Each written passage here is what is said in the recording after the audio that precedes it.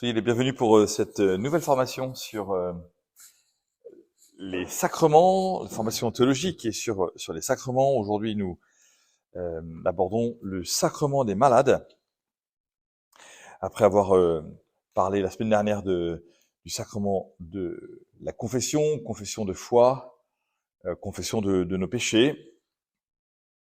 Aujourd'hui, nous abordons donc ce deuxième volet des sacrements de la guérison, qui est donc l'onction des malades, le sacrement des malades. Vous trouvez, pour appuyer mon propos ou compléter bien sûr et rechercher un peu plus en avant dans le catéchisme de l'Église catholique, il y a 33 paragraphes qui sont les numéros 1499 à 1532, 1499 à 1532. Très beau chapitre du catéchisme de l'Église catholique sur ce sujet. La première chose que l'on peut dire quand on parle du sacrement des malades, c'est d'abord de parler des malades et de comprendre que c'est une réalité fondamentale de notre humanité, et où l'Église nous apprend, et où la révélation biblique même nous apprend à dire « je suis malade ». Je suis malade. Ce qui signifie que, à travers ce sacrement, comme tous les autres, mais celui-là en particulier, nous réfléchissons philosophiquement, spirituellement, sur la finitude. Quelle est notre fin? Et cette réflexion sur la finitude prend appui sur la venue dans la chair du Fils de Dieu, dans l'incarnation.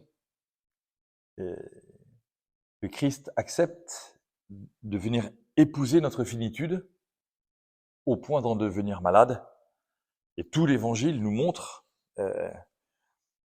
précisément toute l'ambiguïté à trouver comment Jésus est le Fils de Dieu s'il se présente autant comme un homme.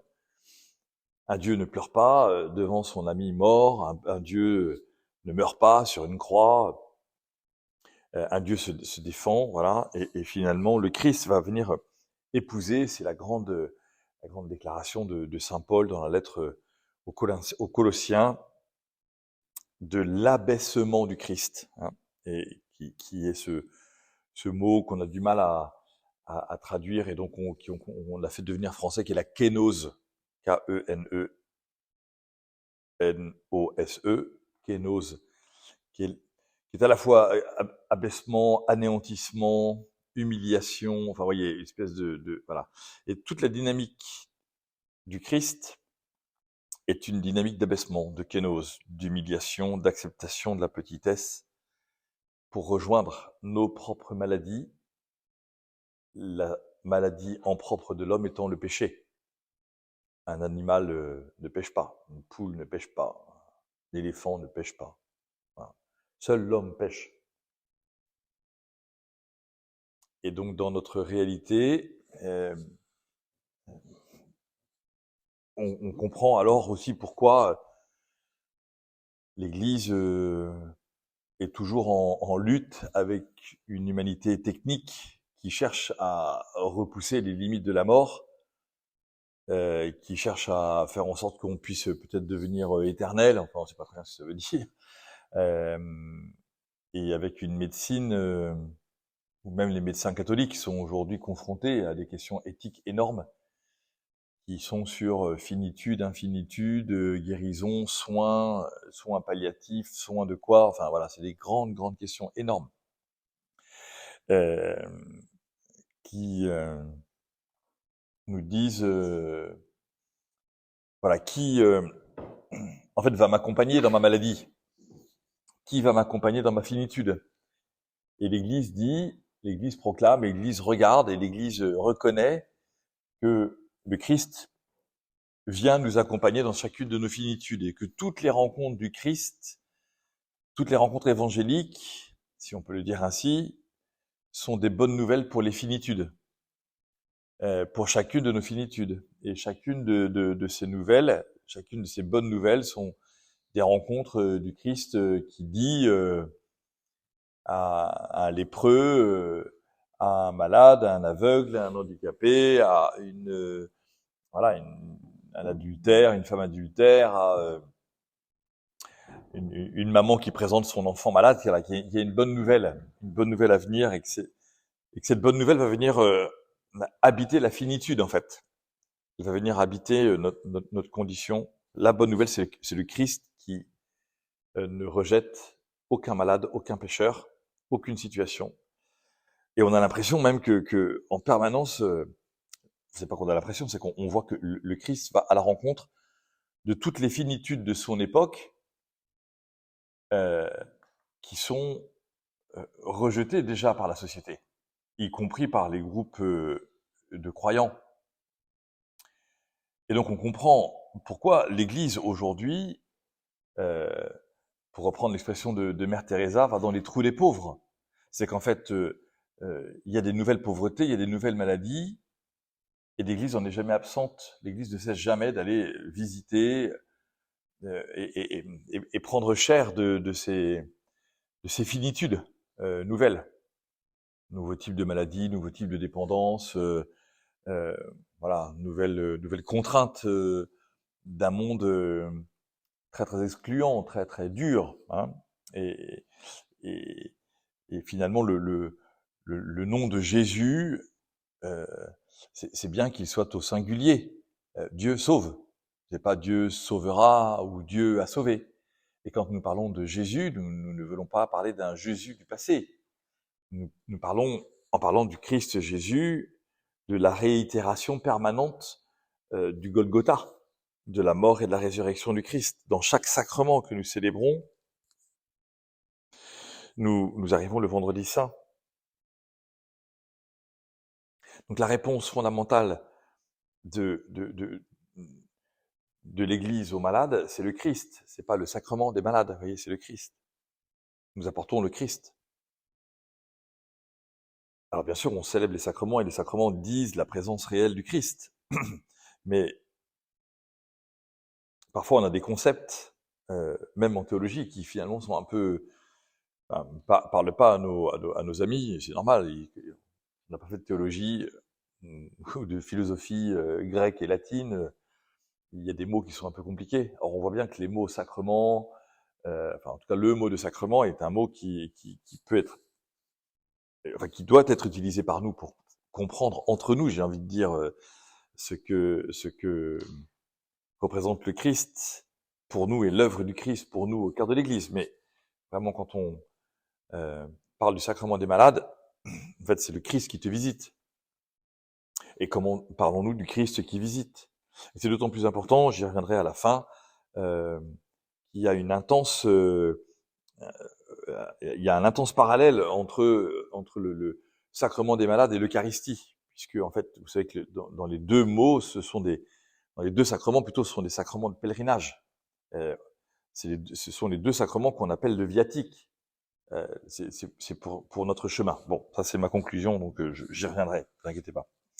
Donc aujourd'hui, nous comprenons, nous voyons, nous découvrons que dans l'être même du Christ, il y a le thérapeute.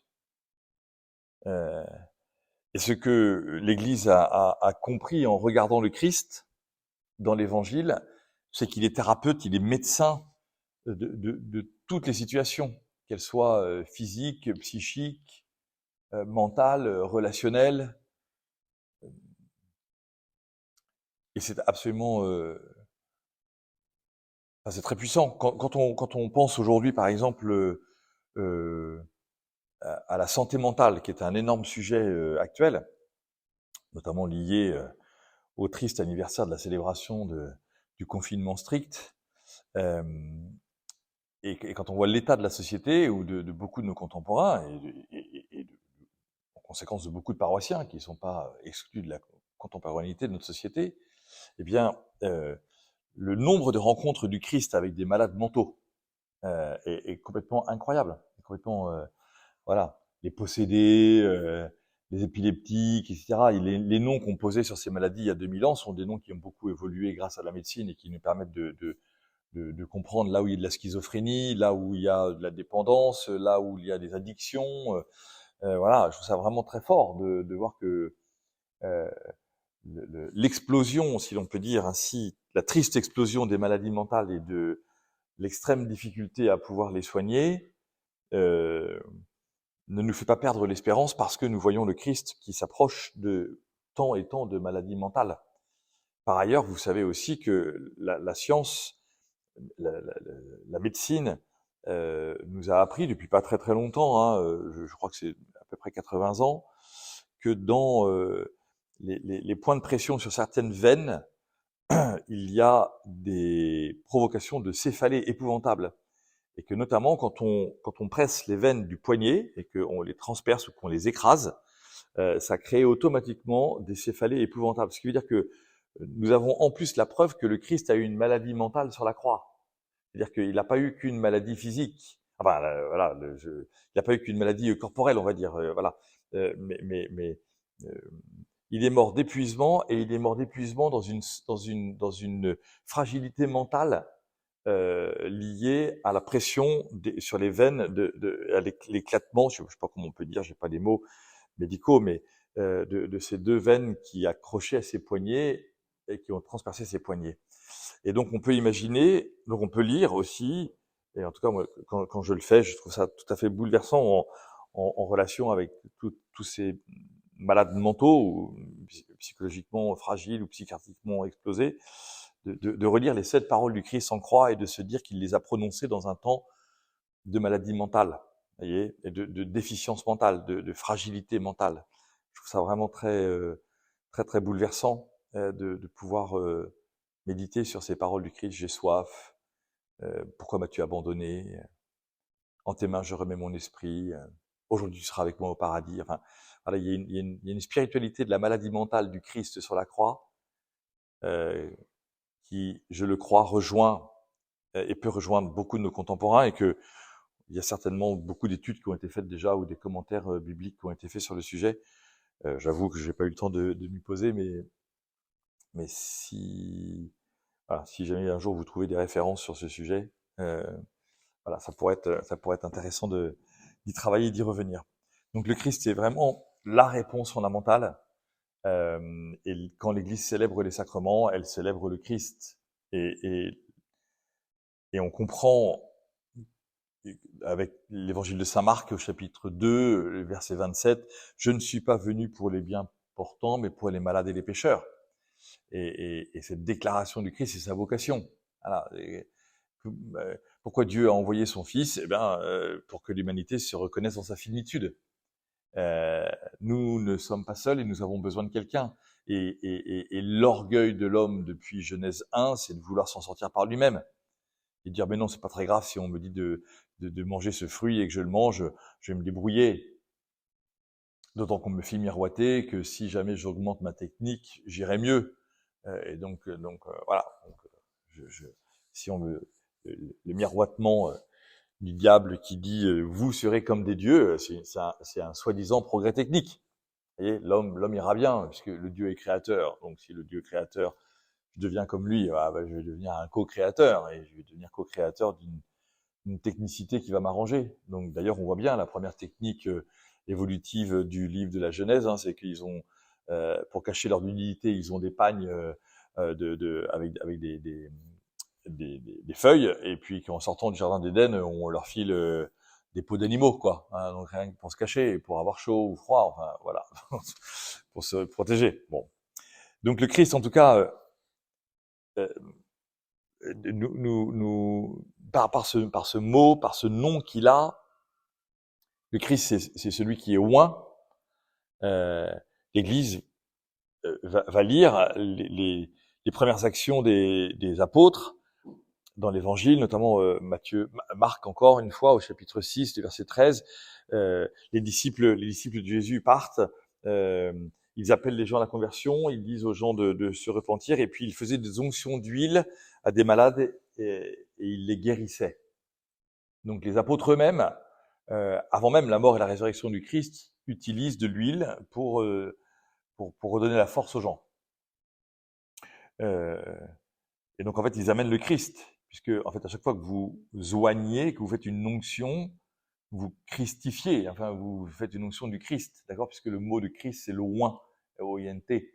Et donc il est celui qui est oint, c'est-à-dire qu'il a été choisi par Dieu, il a été élu par Dieu, il a été consacré comme son Messie, son envoyé. Il est envoyé auprès des malades et des pécheurs. Et donc, quand le Christ envoie lui-même ses disciples ou ses apôtres, ce que veut dire apôtre, hein, apôtre ça veut dire envoyé. Donc il envoie les envoyeurs. Le Christ envoie les envoyeurs pour christifier.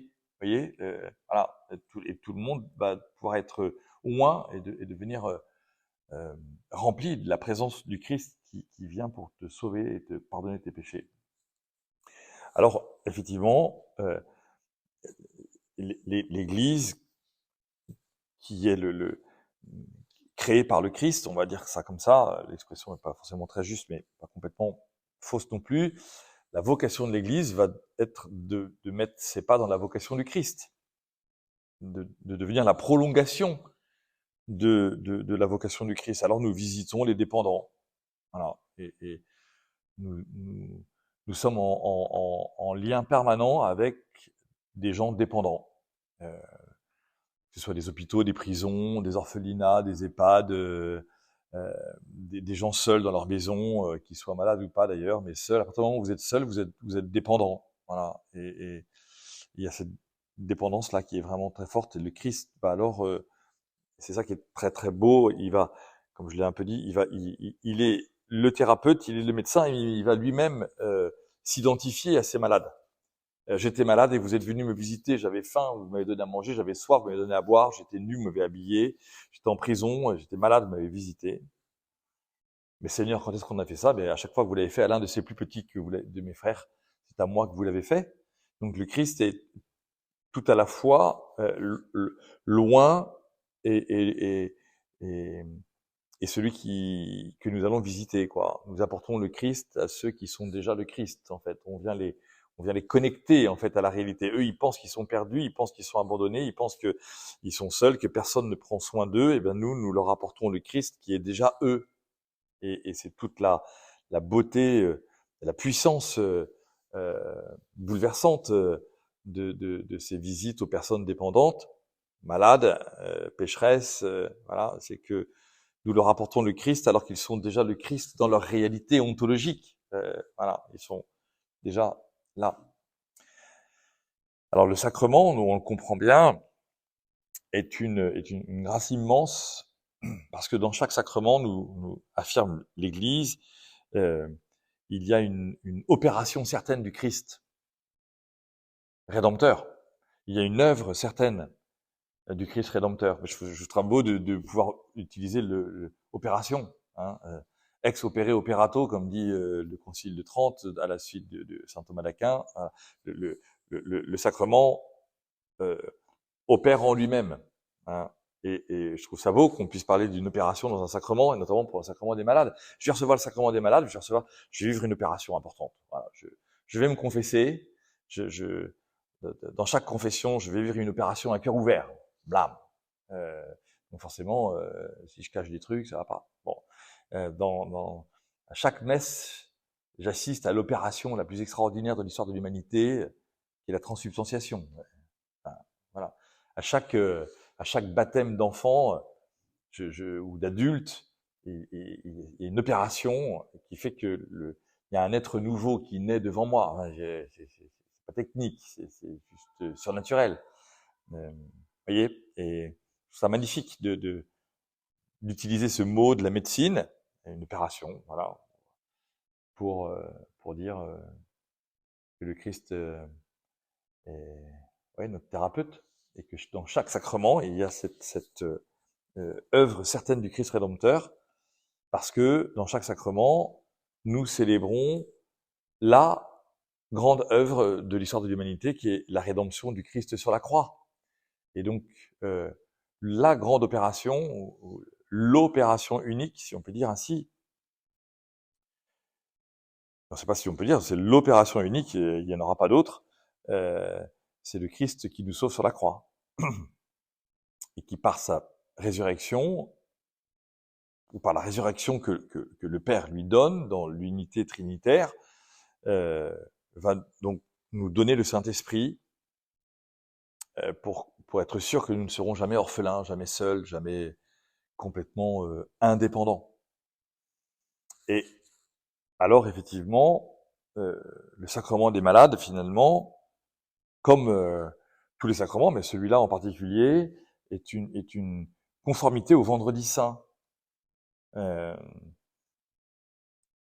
Et c'est la raison pour laquelle, d'ailleurs, on a, pendant très très longtemps, appelé ce sacrement l'extrême onction. Parce que, en fait, l'Église n'a jamais cessé de prier pour les malades, mais elle faisait une onction d'huile pour ceux qui allaient mourir.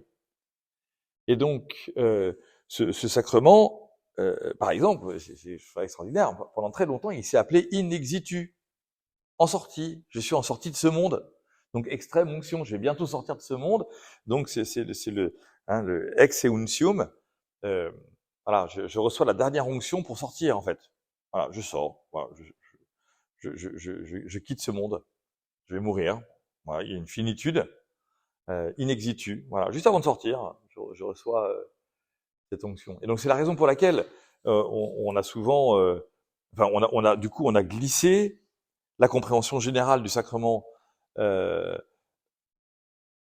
On essaye de retrouver aujourd'hui la compréhension générale du sacrement des malades en disant que ça n'est pas simplement réservé à la sortie. Mais comme pendant des siècles et des siècles, les prêtres, ils ont imposé les mains, et les évêques, ils ont imposé les mains à plein de gens en disant je vais prier pour toi et je vais demander ta guérison. Et voilà, mais ils donnaient pas le sacrement des malades. Donc on continuait de prier pour les malades, mais pas forcément avec un sacrement. Et donc on a limité l'usage de cette huile à la sortie de la vie. Et donc, du coup, c'est à l'extrême onction, l'extrême respiration, in exitu, mon dernier souffle. Il est pour toi, Seigneur, et donc je reçois cette onction. Amen. Voilà, je meurs. Bon. Et donc voilà. Donc il y a vraiment cette onction pendant les siècles. Et on essaye aujourd'hui de retrouver la dimension plus générale, plus globale de la guérison que le Christ accorde et veut donner pendant la vie, tous les jours. Voilà. Mais forcément, c'est-à-dire qu'il faut une révision complète de la sacramentalité, vous le voyez bien. Et pourquoi est-ce que je vais communier, et pourquoi je suis baptisé, et pourquoi je demande le baptême, et pourquoi quand je demande le baptême, finalement c'est pour recevoir la vie nouvelle que Dieu me propose depuis toujours. Enfin, voilà. Donc il y a une révision heureuse, je le crois, de la vie sacramentelle, dont une fois encore, on a eu, par exemple, en creux, de manière dramatique, une vision de l'évolution de la foi catholique et de la vie sacramentelle chez les catholiques pendant le confinement strict, avec l'interdiction de se réunir pour célébrer la messe, vous voyez, et ne pas avoir de lieu public. Voilà, je pense que dans cette dynamique dramatique d'un confinement mondial, il y a une révélation, je crois, d'une évolution très heureuse de la compréhension des sacrements chez beaucoup de catholiques. Ce qui veut dire qu'effectivement, il y a une dimension ecclésiale du sacrement, et que même quand le prêtre va tout seul dans une chambre d'hôpital avec un masque et qu'il est le seul à pouvoir rentrer en contact avec le malade, c'est une dimension ecclésiale. C'est toute l'Église qui visite la personne malade, parce que de la même manière qu'un visiteur des malades ou un visiteur de prison, même s'il n'est pas prêtre ou diacre ou évêque, et qu'il est baptisé, c'est l'Église tout entière qui va à la rencontre des dépendants. Alors, on comprend ainsi que l'Église entière est convoquée pour les malades, elle est convoquée pour les dépendants, et elle est convoquée voilà, pour célébrer la victoire du Christ sur la mort. Ce qui veut dire, et ce qui reprend encore ce que je vous ai dit au début, sur le sens de la finitude, c'est que vraiment, la maladie et la mort pour les catholiques, c'est de la sphère publique. On en parle, on en vit, on met dans des cercueils, on cache pas les cercueils, on va dans les cimetières, on se fait enterrer, il y a une tombe, enfin voilà, ça c'est de la sphère publique. Et aujourd'hui, notre monde technique, tellement technique, qui a juste jamais envie de montrer sa finitude, et juste envie de montrer sa puissance, il cache les malades, il cache les vieillards, il cache les mourants, et il cache les morts. Voilà. Et donc du coup, on se transporte plus avec les cercueils, on marche plus, on porte plus les cercueils, on ne touche plus les cercueils, on va plus à la mise en bière, on peut pas voir le mort. Enfin, vous voyez, il y a plein de trucs comme ça qui sont très intéressants dans l'évolution de la société. On peut être d'accord ou ne pas d'accord. En tout cas, je pense que nous, les catholiques, nous avons à travailler ce rapport à la corporéité finissante que dit le sacrement des malades, ou à la corporéité malade que dit le sacrement des malades. Et donc, du coup, on a aussi un rapport à la mort euh, qui est que nous comprenons pourquoi le Christ est venu mourir pour nous, et donc nous avons ce rapport à la mort qui est un rapport à l'incarnation, qui est un rapport réaliste, qui fait que nous sommes une religion, je n'aime pas du tout utiliser ce mot-là, mais nous sommes, en tout cas, nous sommes l'assemblée des réalistes, nous sommes l'assemblée de la vérité, nous avons été convoqués par le Christ et transformés par le Christ, pas pour être sur un petit nuage, mais pour être complètement incarné. Alors on est incarné en permanence, et en permanence, on, pour le dire vulgairement, nous devenons des mères Teresa. On passe notre vie à être des mères Teresa. On passe notre vie à consoler des gens en disant je vais prier pour toi, je vais t'accompagner, etc. Enfin, on est tous une mère Teresa, vous voyez, on est tous une. Voilà. Et on a l'impression que c'est toujours sur nous que ça tombe. Enfin, c'est impressionnant. On a toujours des drames, des histoires à n'en plus finir. Mais c'est notre foi et qui nous fait dire, un peu comme saint Paul, c'est une espèce de phrase extatique dans la lettre aux Colossiens, le chapitre 1, verset 24, Colossiens 1, 24, où Paul ose écrire « Je complète dans ma chair ce qui manque aux épreuves du Christ pour son corps qui est l'Église. Je complète dans ma chair. » En fait, moi, en permanence, en contact avec les malades, dans la compréhension de ma propre finitude et de ma propre condition de pécheur, je cherche cette conversion que le Christ me donne, je retourne à lui et je lui demande pardon et je reçois ainsi l'onction qui va me permettre de vivre pleinement de sa présence. Et donc l'Église, alors par le sacrement des malades, devient une Église d'intercesseurs et de compatissants, de priants. Et voilà, et je trouve ça très beau de dire finalement c'est quoi un chrétien? C'est un compatissant. C'est-à-dire compatissant, c'est cum patire. La compassion, c'est la passion du Christ le vendredi saint, je deviens compassion. Donc chaque personne qui est malade me rapproche du vendredi saint. Je vais voir le Christ malade et je lui apporte le Christ sauveur. Et il y a cette connexion opératoire dans le sacrement des malades qui est vraiment très forte. Et comment est-ce que se passe le sacrement des malades? Par deux gestes très simples, des gestes antiques, qui sont l'imposition des mains. Le prêtre met ses mains sur la tête et ensuite le prêtre utilise de l'huile qui a été soit bénie par l'évêque, soit bénie par lui parce qu'il est dans une situation où il peut pas avoir d'huile bénie par l'évêque tout de suite. Donc le prêtre est autorisé à bénir cette huile et il impose les mains, pardon, il fait l'onction d'huile sur le front, sur la tête de la personne malade et dans la paume des mains. Alors l'huile, elle a comme mission, comme symbolique, comme de nous dire qu'il y a un combat. Parce que l'huile, c'était utilisé par les gladiateurs. C'était l'huile des combats. Il fallait que le gars en face, l'opposant, ne puisse pas m'accrocher. Donc je me oignais d'huile. Donc les gladiateurs devenaient comme des espèces de grosses mottes de beurre qui faisaient qu'on pouvait pas les accrocher parce que ça glissait quoi. Donc quand je suis marqué par cette huile sur ma tête et dans la paume de mes mains, eh bien je reçois donc une nouvelle capacité au combat. Je reçois une nouvelle force. Je suis un gladiateur. Et puis, puisqu'on dit la tête et les mains, c'est donc que c'est un bien intégral. Voilà. Et pourquoi? Parce que tête et main, la tête c'est le lieu des sens, et les mains c'est le lieu du travail. Donc sens plus travail, c'est l'intelligence et l'engagement. Donc je suis marqué par de l'huile qui me rappelle que je suis doté d'une intelligence qui me permet de m'engager. Et que aujourd'hui j'ai une situation qui ne me permet plus de m'engager. Donc je demande à Dieu la force nouvelle pour pouvoir retrouver mes facultés intellectuelles et ou facultés manuelles, tête et main, et les facultés de la décision. Donc finalement, dans ma tête qui est malade, je vois bien que je n'ai plus de projet ou que mes projets sont altérés. Euh, et dans mes mains, qui sont aussi fatiguées, je vois bien que je manque d'ardeur. Et donc je donne, je supplie le Christ de me redonner vigueur et ardeur, euh, sens et travail. Ce qui est très beau aussi, c'est de, de se rappeler quel est le sens des mains et de la tête. La tête, c'est le lieu de l'humilité, précisément parce que c'est le Golgotha, en fait. C'est là que la croix du Christ est plantée. Donc, en fait, euh, la tête est le lieu le plus puissant du pouvoir, donc elle devient le lieu le plus humble de l'humilité ou de l'humiliation. J'accepte de me faire marquer ma tête, alors que moi j'ai tellement eu d'idées, de pensées, de projets, de trucs magnifiques, pour ma famille, mon entreprise, mon pays, ma gloire, etc. Machin.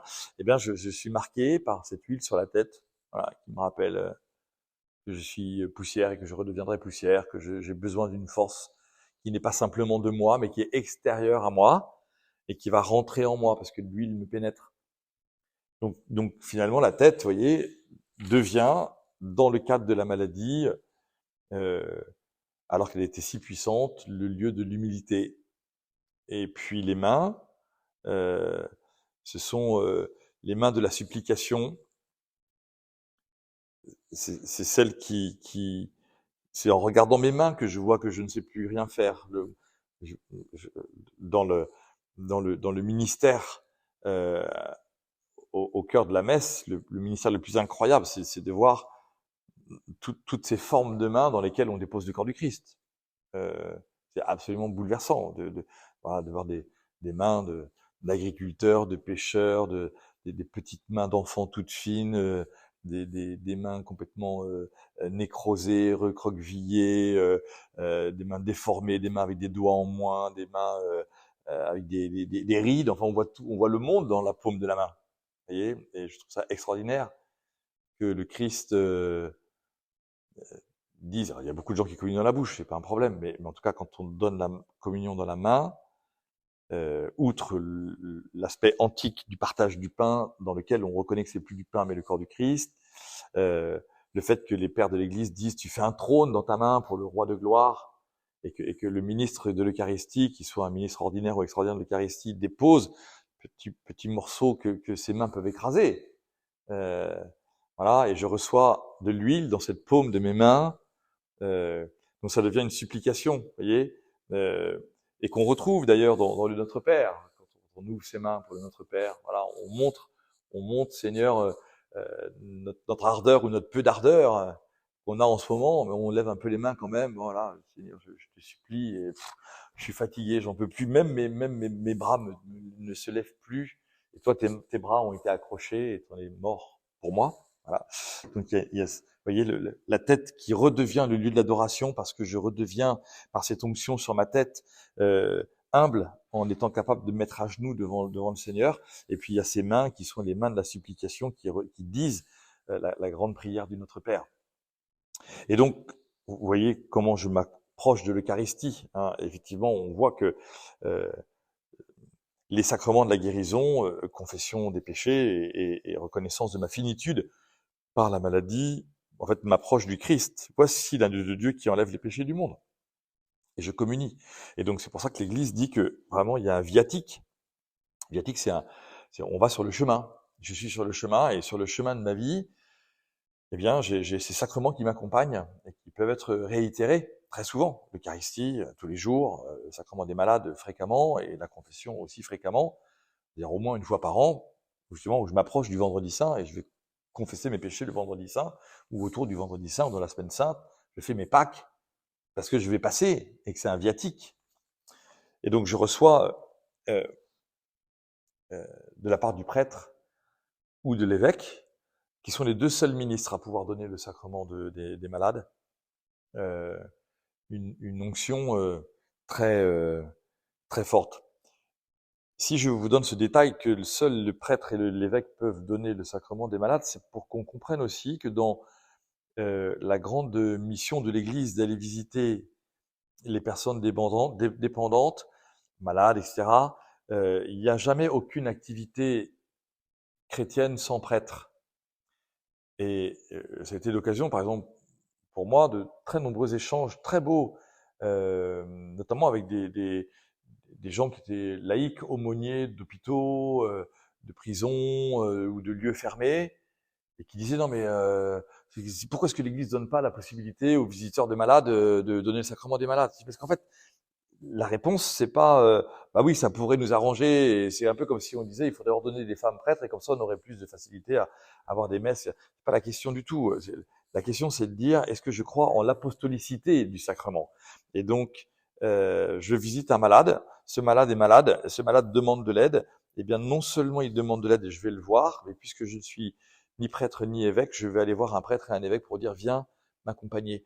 Et donc je fais comprendre à la personne qui se fait visiter l'ecclésialité de la visite qui est en train de se passer. C'est pas une visite de copinage, c'est une visite ecclésiale. C'est pas une visite de compassion humaine, c'est une visite de l'Église tout entière, tout entière. Alors vous, laïcs, vous allez pouvoir apporter la communion, bien sûr, et très bien, mais qui vient du prêtre. Vous voyez, même si le prêtre peut pas venir tout de suite, vous apportez la communion et en rappelant que seul le prêtre a pu consacrer l'hostie. Voilà. Et c'est d'autant plus intéressant, vous voyez, que les diacres sont un ministère auprès des malades et des personnes, des veuves de langue grecque dans les Actes des Apôtres. Eh bien, on n'a pas donné aux diacres la possibilité d'avoir le sacrement des malades. C'est donc c'est pour aussi bien comprendre que c'est le ministère apostolique qui est un ministère de compassion fondé sur la conformité au Christ, tandis que le sacrement des diacres, premier sacrement, premier degré du sacrement de l'ordre, voilà, c'est un sacrement de serviteur qui fait que même celui qui est ordonné à être serviteur va aller chercher un apôtre pour donner ce sacrement des malades. Et donc, on comprend ici qu'on grandit aussi dans la grâce de l'Église en visitant les malades et en disant ah ben il y a des choses que je ne peux pas faire, il y a je peux pas pardonner les péchés, je peux pas donner le sacrement des malades, voilà, je vais aller chercher un prêtre. Et donc, est-ce que je vis ma mission de visiteur des malades en Église ou bien en mode solo parce que c'est moi qui ai le charisme? Vous pouvez avoir le charisme, mais c'est pas une mission d'Église. Si vous visitez les malades, au titre de l'Église, vous êtes appelé à, au titre de l'Église, appeler les prêtres pour qu'ils aillent auprès des malades et à dire aux malades, je viens de la part de l'Église, de la paroisse, du curé, de l'évêque, ou je viens ici parce que je suis mandaté par l'Église et c'est pas mon charisme ou parce que j'ai rien à faire, alors du coup je vais visiter les malades. Bon, voilà, c'est une mission d'Église. Voilà, c'est vraiment très beau. Et puis un autre détail qui permet de comprendre les choses encore un peu mieux. La fin du catéchisme sur le sacrement des malades, là, nous dit que, dans le numéro 1523, que cette onction des malades, c'est la dernière onction qu'on va recevoir. Parce qu'on a reçu d'autres onctions dans notre vie, notamment par le baptême, avec le Saint-Crème, et par la confirmation, une fois encore avec le Saint-Crème. C'est la raison pour laquelle on ne donne pas le sacrement des malades aux gens qui ne sont pas confirmés. Et que moi, il m'est déjà arrivé de très nombreuses fois, alors que seul l'évêque est ministre ordinaire de la confirmation, il m'est arrivé plusieurs fois dans les hôpitaux de donner le sacrement de la confirmation in articulo mortis, à l'article de la mort, et de ne pas donner le sacrement des malades. Vous voyez, on dit à des enfants, vous voyez, ou de célébrer des confirmations de tout petits enfants, célébrées publiquement dans les messes, voilà, avant qu'un enfant ait une opération très grave, où effectivement il y a un pronostic vital qui est engagé, et où je dis, mais on va pas lui donner le sacrement des malades. Il a 3 mois, voilà, ou 4 mois, ou 2 ans, ou 10 ans, etc., ou 20 ans, je le confirme. Je lui donnerai pas le sacrement des malades. Voilà, je lui donnerai le sacrement des malades s'il s'en sort, et qu'il aura à nouveau besoin d'une dépendance.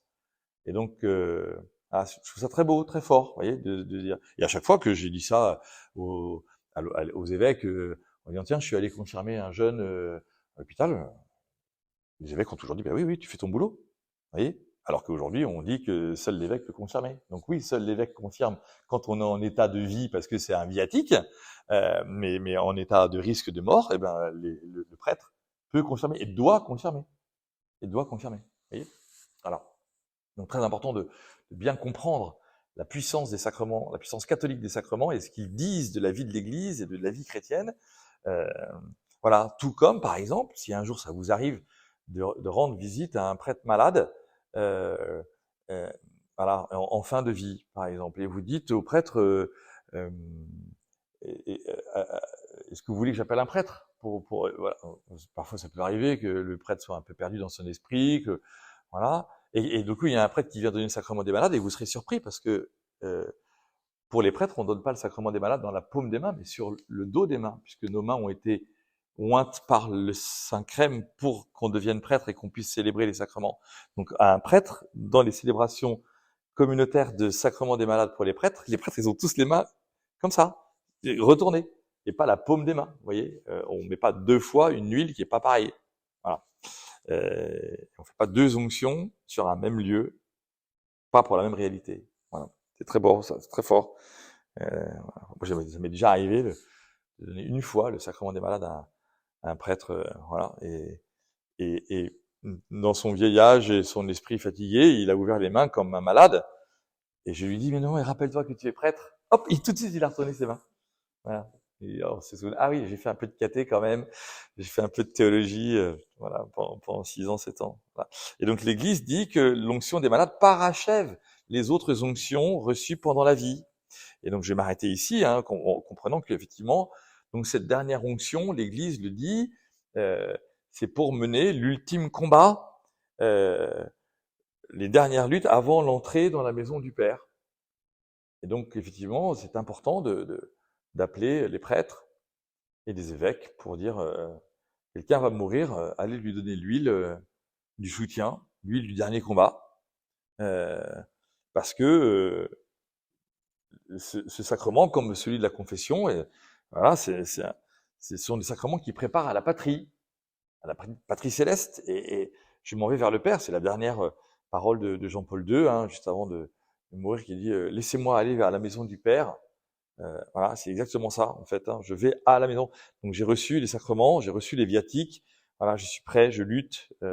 Voilà, et c'est la fin du pèlerinage. Et la fin du pèlerinage terrestre, voilà, c'est ce qu'on vit aussi dans cette année jubilaire, où le Saint-Père nous invite à être les pèlerins de l'espérance. Voilà, ça peut être une occasion pour nous d'oser reparler du sacrement des malades à des gens peut-être un peu âgés, à qui on se dit oh là là, qu'est-ce qu'il va en penser? Si c'est pas qu'est-ce qu'il va en penser, c'est pourquoi ne pas bénéficier? Surtout les gens malades, ils voient tout le temps plein de médecins. Pourquoi s'ils ne verraient pas un prêtre pour annoncer le Christ et la vie éternelle? Voilà. Et, et, et les médecins eux-mêmes disent je suis pas là pour guérir, je suis là pour soigner. Voilà. Et tandis que le Christ est là pour guérir et donner la vie éternelle. Merci pour votre attention.